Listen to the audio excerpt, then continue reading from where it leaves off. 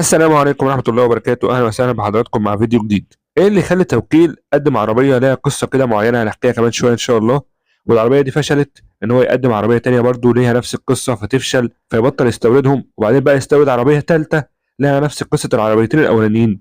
وإحنا هنا بقى بنتكلم على توكيل تويوتا اللي جالنا أخبار إن هو هيقدم قريب جدا عربية تويوتا أوربان كروزر، وهي نفس نسخة عربية سوزوكي جراند فيتارا اللي قدمها قبل كده توكيل سوزوكي، ما عدا بس سرعات الفتيس والشكل من بره. طيب ايه بقى الموضوع؟ عشان نعرف الموضوع لازم بقى نرجع بره حبتين تلاتة أربعة كده ولا حاجة. شركة تويوتا ليها شراكة مع شركة يابانية تانية اللي هي سوزوكي. بموجب الشراكة دي بتطلع عربية بقى من مصانع سوزوكي أو طراز من مصانع سوزوكي في الهند عليها علامة سوزوكي، ونفس العربية دي برضو بتنزل أسواق تانية عليها علامة تويوتا باسم تاني للطراز. نفس العربية هي بس هنا عليها علامة سوزوكي وهنا عليها علامة ايه تويوتا.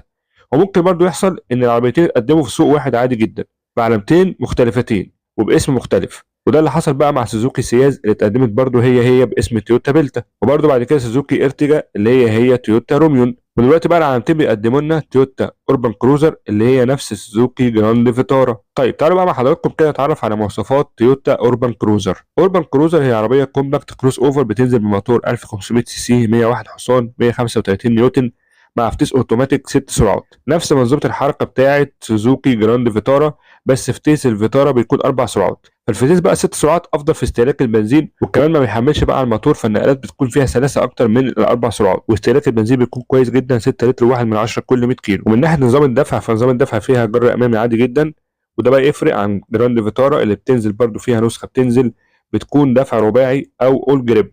من ناحيه الشكل من بره بقى فاحنا بصراحه شايفين ان سوزوكي جراند فيتارا شكلها اشيك، ممكن ناس تانية برضه تبقى شايفه الاوربان كروزر شكلها اشيك. دي بقى اراء ووجهات نظر، وطبعا كل الاراء تحترم. اما الابعاد فالطول بيكون 4 متر و36 سم، وطول قاعه العجلات 2 متر و60 سم مع خروج ارضي 21 سم. اما الشنطه فمساحتها بتكون 353 لتر، هي بصراحه مساحه صغيره بالنسبه لعربيات اس يو في.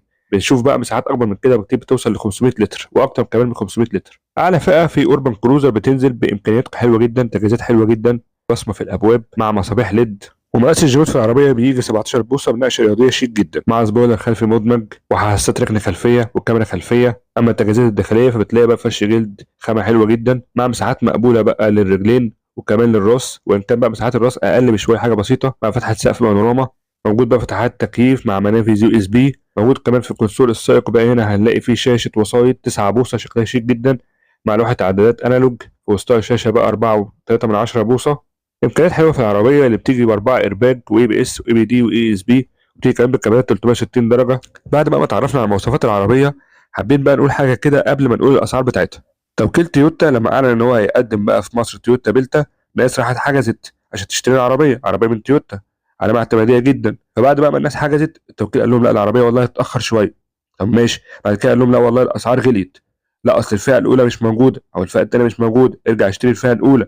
طب والفرق؟ لا مفيش فرق عشان العربيه غليت. فحصل بقى مشاكل بالنسبه للعربيه، ده خلى كمان المعارض تستغل حاجه زي كده وتنزل العربيه اوفر برايس. فالعربيه هنا اصلا مش موجوده في التوكيل، ولما تروح تشتريها من المعرض هتلاقيها بقى نازله كمان بسعر اغلى من التوكيل. فطبعا حصل مشكله بالنسبه للعربيه، ومبقاش في موثوقيه بقى في التوكيل نفسه بالنسبه لعربياته. ده غير بقى ان بعد كده كمان مع الوقت نقلنا لحضراتكم ان العربيه دي تويوتا ما بقتش تستوردها تاني. اما سوزوكي سياز فبرضه ما عملتش الضجه اللي هي، وما بقتش للدرجه. تويوتا روميون برضه ما عملتش مبيعات اللي هي.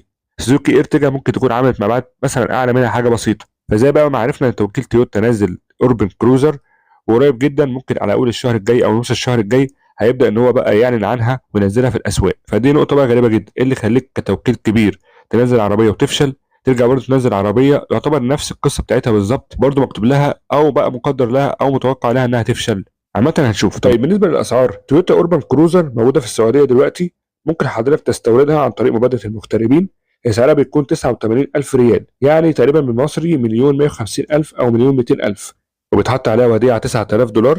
طبعا الوديعة دي بقى بعد 5 سنين تقدر تستردها، يعني أنا بتكلم إن العربية هتقف عليك ب1,200,000. طيب التوكيل بقى لما ينزل العربية في مصر ممكن تبقى بسعر كام؟ حضرتك بقى لازم تعرف إن سوزوكي جراند فيتارا سعرها حاليا في التوكيل 1,800,000، فطبعا أكيد توكيل تويوتا لما ينزل عربية هي جراند فيتارا هينزلها برضه بأسعار قريبة منها، مش هينزلها مثلا بسعر 1,500,000 حتى، لا هينزلها برضه 1,700,000 1,800,000 ان ما كانش كمان اكتر من كده، او بقى تجيبها مبادره مغتربين لان ساعتها هتوفر على الاقل 500,000، وهتريح بقى دماغك خالص من حوار بقى ان العربيه هتيجي عن طريق التوكيل وترجع تحجزها وبعد كده ممكن ما تلاقيهاش او سعرها هيغلى او القصص دي كلها. جراوند فيتارا اصلا في السوق ما بقتش اصلا موجوده للدرجه، وما بقتش اساسا عشان خاطر تسعيرها المبالغ فيه.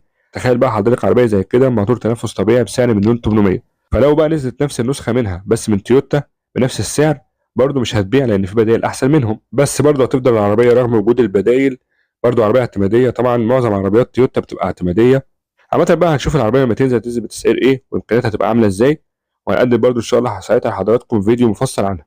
في النهايه بقى لو عجبك الفيديو دعمنا بلايك وشير وسبسكرايب، ونقابل حضراتكم ان شاء الله مع فيديو تاني، والسلام عليكم ورحمه الله وبركاته.